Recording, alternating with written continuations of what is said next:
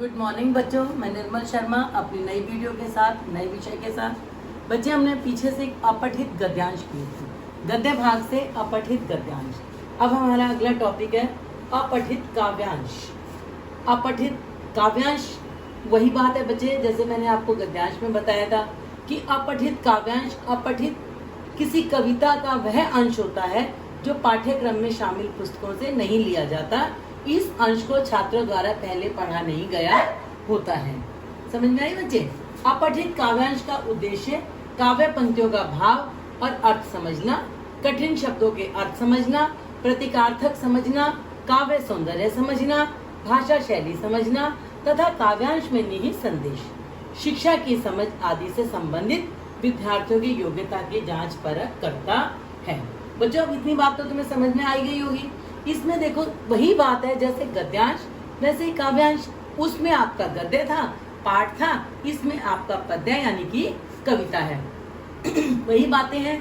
पहले काव्यांश को 2-3 बार पढ़ना चाहिए और उसका भावार्थ और मूल भाव समझ में आ जाए। इसके लिए काव्यांश के शब्दार्थ एवं भावार्थ पर चिंतन मनन करना चाहिए। छात्रों को व्याकरण एवं भाषा पर अच्छी पकड़ होने से यह काम आसान हो जाता है। यद्यपि गद्यांश की तुलना में काव्यांश की भाषा छात्रों को कठिन लगती है। इसमें प्रतीकों का प्रयोग इसका अर्थ कठिन बना देता है, फिर भी निरंतर अभ्यास से इन कठिनाइयों पर विजय पाई जा सकती है। अब देखो बच्चों, मैं आपको एक काव्यांश कराऊंगी, इसके प्रश्न भी हैं, साथ में उत्तर भी मैंने दिए, तो उसको आपने कैसे करना है। पहले सबसे पहले हम इसको पढ़ेंगे। अब जैसे काव्यांश है, आओ मिले सब देश बांधव, हार बनकर देश के, साधक बने सब प्रेम से, सुख शांति में उद्देश्य के, क्या सांप्रदायिक भेद से, है ऐक्य मिट सकता है अहो, बनती नहीं क्या एक माला, विविध सुमनों की कहो। समझ में आया बच्चे?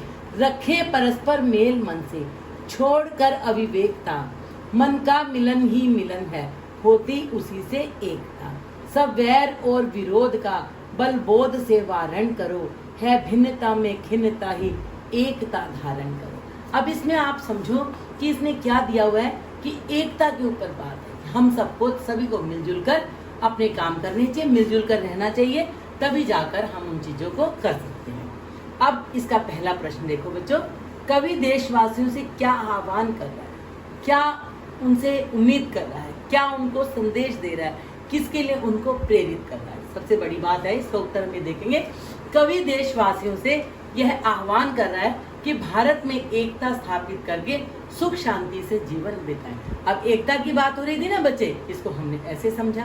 अब उसने दूसरे प्रश्न में क्या पूछा है कि आपस में एकता बनाए रखने के लिए किसका उदाहरण दिया गया है। आपस में एकता बनाए रखने के लिए कवि ने तरह तरह के फूलों से बनी सुंदर माला का उदाहरण दिया।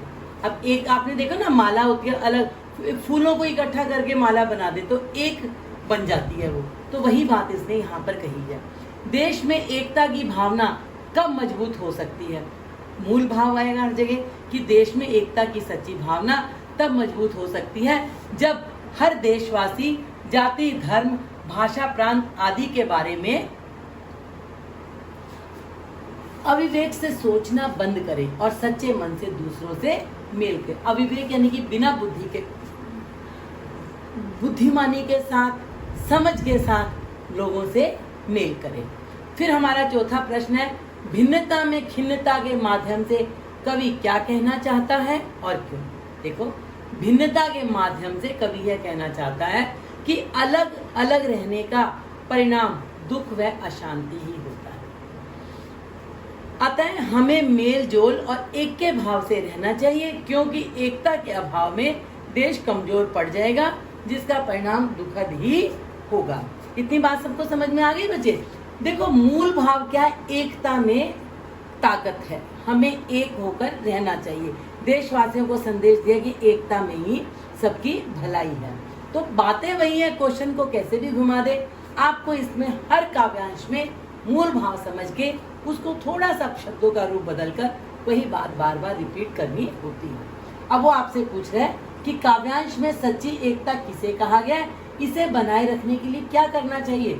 बात वही है कि सच्चे मन से ही एक दूसरे से मिलने को सच्ची एकता कहा गया है। इसके लिए भारतीयों को आपसी वैर विरोध को सब प्रयास बलपूर्वक दबा देना चाहिए और एकता मजबूत करनी चाहिए।